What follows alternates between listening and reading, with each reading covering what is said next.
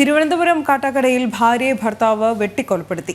അമ്പൂരി സ്വദേശി രാജയാണ് കൊല്ലപ്പെട്ടത്. ഇന്ന് ഉച്ചയോടെയായിരുന്നു സംഭവം. ഭർത്താവ് മനോജ് സെബാസ്റ്റ്യൻ പിടിയിലായിരിക്കുകയാണ്. രശ്മി കാർത്തിക കൂടുതൽ വിവരങ്ങളുമായി ചേരുന്നു. രശ്മി, പോലീസ് എന്താണ് ഇതേക്കുറിച്ച് പറയുന്നത്?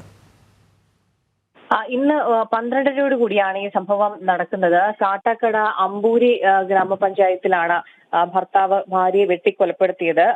രാജി 39 വയസ്സ് രാജിയാണ് കൊല്ലപ്പെട്ടത്. ഭർത്താവ് മനു എന്ന മനോജ് സെബാസ്റ്റ്യനാണ് ഇവരെ അതിക്രൂരമായി വെട്ടിക്കൊലപ്പെടുത്തിയത്. രജനി രാവിലെ ആശുപത്രിയിൽ പോയി വീട്ടിലേക്ക് മടങ്ങി വരുന്ന വഴിയിൽ വെച്ച് വെട്ടിക്കൊലപ്പെടുത്തുകയായിരുന്നു. കഴിഞ്ഞ 12 മാസമായി ഇരുവരും പിരിഞ്ഞാണ് താമസിക്കുന്നത്. ഭാര്യയോടുള്ള സംശയരോഗമാണ് കൊലപാതകത്തിന് കാരണം എന്നുള്ളതാണ് പ്രാഥമികമായി നമുക്ക് അറിയാൻ കഴിയുന്നത്. ഇയാൾ വിദേശത്തായിരുന്നു. വിദേശത്ത് പോയി മടങ്ങി വന്നതിന് ശേഷം ഉണ്ടായ ചില കുടുംബ പ്രശ്നങ്ങൾ കാരണം ഇരുവരും അകന്ന് കഴിയുകയായിരുന്നു.